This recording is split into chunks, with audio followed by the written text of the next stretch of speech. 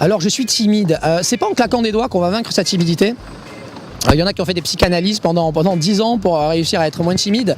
Néanmoins, il faut savoir que justement, il y a des coachs pour ça. Il y a des thérapies brèves comme la programmation neurolinguistique, l'hypnothérapie qui peuvent vous aider à vaincre cette timidité. Et le coaching en séduction s'y prête particulièrement. En effet, j'ai beaucoup, lors de mes ateliers, d'étudiants, d'élèves qui sont timides. C'est quand même un petit peu mon cœur de cible finalement. Des gens qui ont du mal à aborder autrui, qui ont du mal à parler devant des gens, qui ont du mal à s'exprimer devant un ou une inconnue. Et ces gens-là, très rapidement, en 2-3 jours, arrivent à bouleverser toutes ces croyances limitantes qui les poussent à penser qu'ils ne peuvent pas faire, que c'est trop pour eux, des choses qui leur paraissaient inconcevables, sont d'un coup tout à fait accessibles, et ce en très peu de temps. En très peu de temps et de manière durable. Donc ne désespérez pas si vous êtes timide.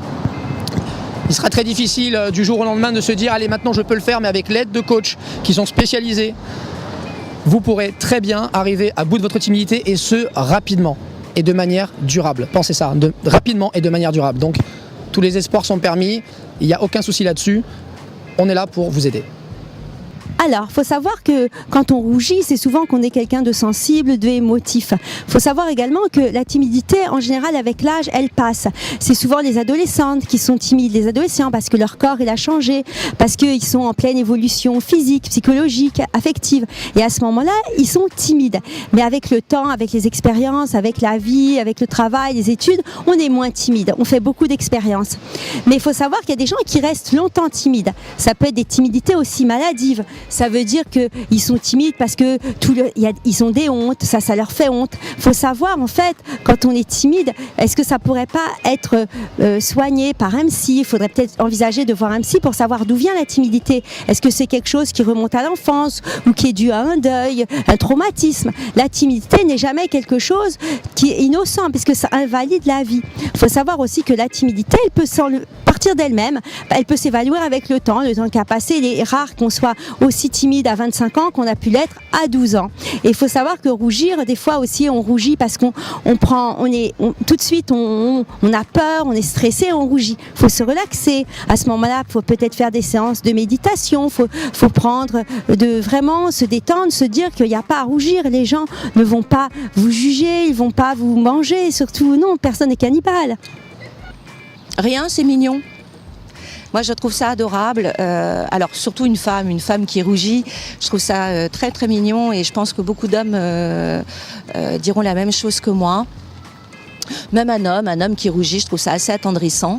Maintenant, bon, si on est vraiment dans une timidité maladive, là encore, c'est un autre sujet.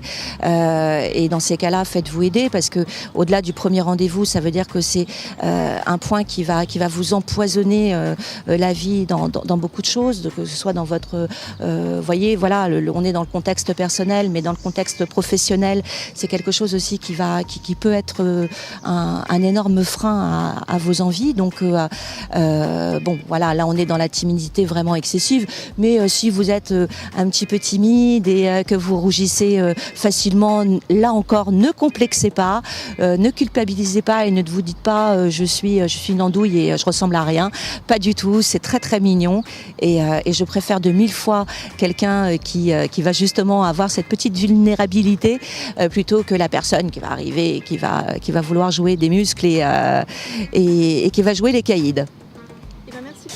Alors la timidité, ça peut avoir son charme, hein, c'est pas forcément péjoratif, ça permet d'avoir une certaine réserve, ça permet d'être souvent gracieux, de montrer une certaine fragilité. C'est parfois intéressant de se mettre aussi à nu et de ne pas être beau fixe tout le temps. Ça peut être intéressant aussi, on n'a pas besoin d'être top tout le temps, et si l'autre vous aime ou vous aimera, il vous aimera avec ses faiblesses entre guillemets. Donc c'est pas quelque chose qui doit être paralysant. Maintenant, si vraiment c'est dérangeant, il y a beaucoup de moyens pour surmonter cette timidité. Il y a la prise de parole, le développement personnel, l'analyse. On peut essayer de réfléchir aux peurs qui sont mises en scène à ce moment-là. Pourquoi tout d'un coup le fait que l'autre me regarde ou l'autre me pose une question me fait rougir. Donc on peut essayer de surmonter ça en répondant à ces questions tout seul ou à l'aide d'un tiers. Voilà, tout ça ne doit pas encore être un handicap. C'est ce que l'on est et l'important c'est de montrer ce que l'on est, d'être fier de ce que l'on est. Et on a tous des qualités, tous des défauts, tous des faiblesses et c'est pas quelque chose de péjoratif.